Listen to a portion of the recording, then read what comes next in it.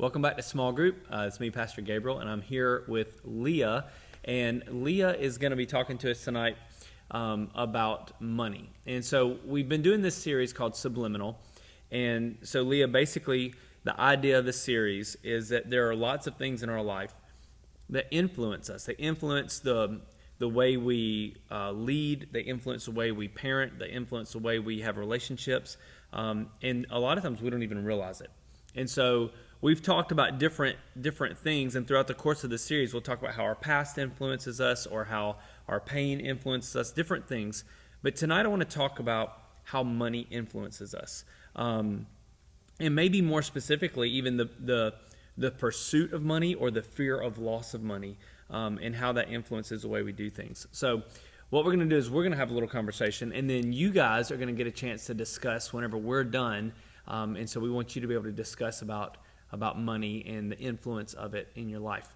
So right off the bat, one of the things the Bible says is it doesn't ever say that money is the root of all evil. It says that the love of money, right? Mm-hmm. And so the way I take that is the influence, the desire for money is what causes a lot of evil or bad trends in people's lives. You've told me before that you've had moments in your life when you didn't have a lot, when mm-hmm. you guys were without. So what I want to know is, when you go through a period of life when you don't have much, how does that influence you later on when you're in surplus or when you do have more money? Not to say that you're rich. I don't know mm-hmm. how much money you have, but I mean, you may not be rich now, but to say that, we have times when we're in need and times when we're not. So for some people, when they're in need and then whenever they're not, they tend to spend more freely. Other people tend to pinch every penny. Mm-hmm. So how has a moment of not having a lot influenced your life later on?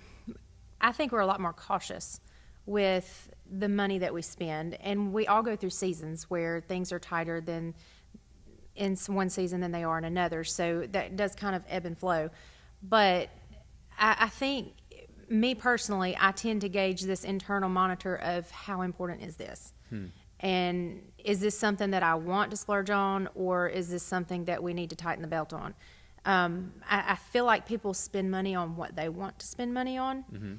Mm-hmm. So people tend to justify in their brains, I feel like if I want this over here, I can probably do this if I tighten up something else over here. Right. So I try to balance things. That way I'm not the best at saving and pinching. I probably should be a lot more cautious than I am. Yeah. But we have 4 kids, so we're definitely not rich. But it changes the way that I think I view what I spend money on. Material things don't seem to be as important. I would rather spend money on things that are going to make memories. Yeah, you like experiences over experiences. Things. Sure. Mm-hmm. One of the things, so in noticing that, one of the things I noticed is for you, your past with money or your time of not having a lot of money has really influenced your decision making now. Mm-hmm. And so it's not even a matter of I'm going to hold on to everything or I'm going to spend freely. It's a matter of I'm going to try to make sound decisions mm-hmm. along the way because I know what it's like to not have. Yeah. Right. I think that's one of the areas where a lot of times people struggle is, the influence of having that money, or even another one is when people have had a lot of money and then they don't have money mm-hmm. anymore, and I feel like we try to keep up that lifestyle mm-hmm. even though we don't have the resources to do it. Right. And so that becomes really difficult. Mm-hmm. Another thing I want to talk to you about, so you probably know this about me because you and I have been in small groups together before, and one of my fears in life and in ministry, when I was a kid growing up, I remember watching TV and I saw these ministers on TV get in huge trouble, go to jail, lose their churches, lose their families, all because of money, because they mm-hmm. mishandled money. Right. And so my fear has always been, oh man, don't mishandle money, and don't even have anything that looks like it. And so we built in a lot of safeguards here at our church at Gateway to make sure that we don't mishandle money. But you've been a part of or been around churches or people that have mishandled money. And so I kind of want to talk about, what does that look like from a churchgoer's point of view, to see what happens whenever a church is really, really concerned about money, when you feel like maybe the focus is more on money than anything else. I don't think it's anything that happens overnight, or it's anything that you recognize. It's something that slowly, gradually builds. You don't realize it's happening, and before you know it, money's become a status symbol within the church.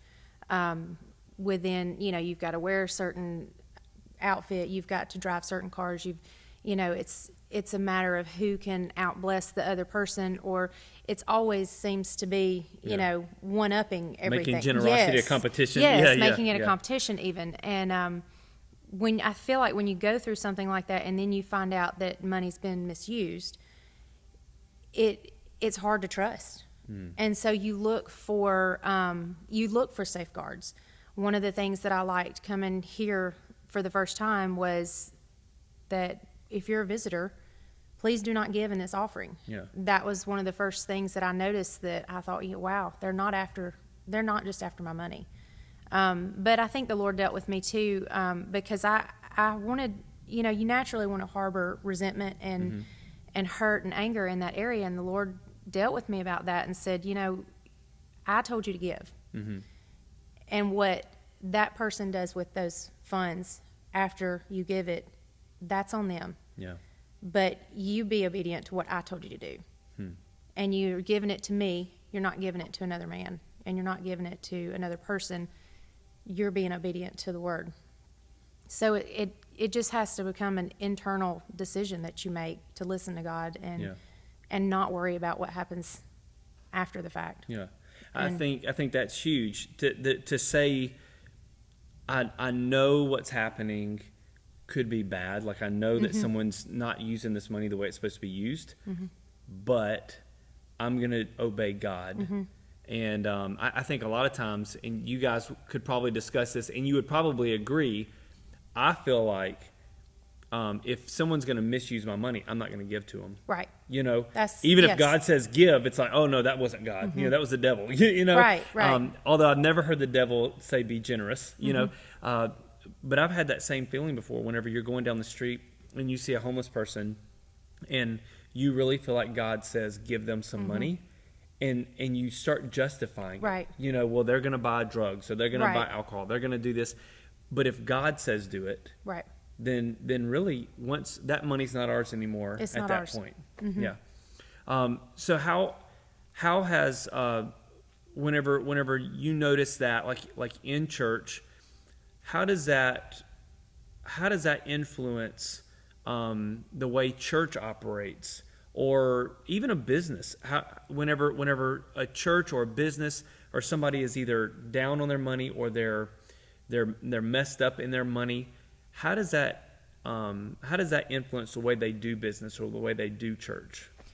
What have you noticed? In the past, I've noticed that all the sermons, all the ministering tends to come back to money. I would notice that when they would get up to take offering, they'd spend 30, 40 minutes just taking up the offering. And the service was just, 15, 20 minutes long. If you're spending more time taking up offering and focusing on the money side of it, you're not focusing on what God wants you to do. Yeah. You're not ministering to the people. You're just pulling money. Yeah. I think something that we can apply, because right now everybody's probably picking up their stones, right, and they're ready to throw them at the church. Yeah. But really, that goes back to us too. And the reason I wanted Leah to say that is so that we can kind of, sometimes I like to kind of shock a little bit whenever we hear something like that. It's like, oh, that brings up an emotion, but really we act the same way. So I was at a church one time, and so everybody sees the other side of that. I was at a church one time that did very well with money, and it was my job to take up the offering, right? And so I would take up the offering every Sunday. And I remember this guy in the congregation came up to me one day, and he said, I just want you to know I've been mad at you for 3 months. And I was like, why? I didn't do anything to you. I don't even talk to this guy. And he's like, I've been so mad at you for 3 months because you keep talking about tithe and offering. And I'm like, well, it's my job. Right. That's what I get to do. And he goes, but I never give And whenever you talk about it, it makes me mad because I basically am greedy and I don't want to give my money. And he said, I finally decided to start tithing. And he said, and my life is absolutely transformed. So thank you. You know, and he like hugged me or whatever. But I think sometimes if you notice yourself getting really anxious when someone talks about money, then probably you have some kind of influence in there too. We've got a lot of stuff for you guys to discuss. One of the things we want to make sure you talk about tonight is what Leah talked about, was how does money influence you, or the pursuit of money influence you in your decision making, in the way you treat people, even the jobs you take. I was recently talking to someone who is not really around their family very often anyway, and then they were trying to get more money, and their job was going to take them even further away from their family. And so the advice was, no, family's more important.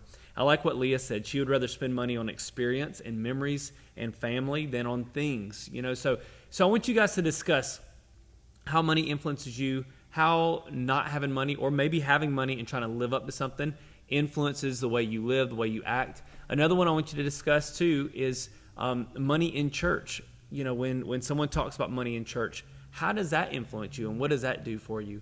And I think it's great that we discuss this, because in November we're going to be doing a whole series on money. And so you guys are going to be nice and riled up. So bring your rocks with you and we'll have a good time. So go ahead and turn the video off and you guys can start discussing.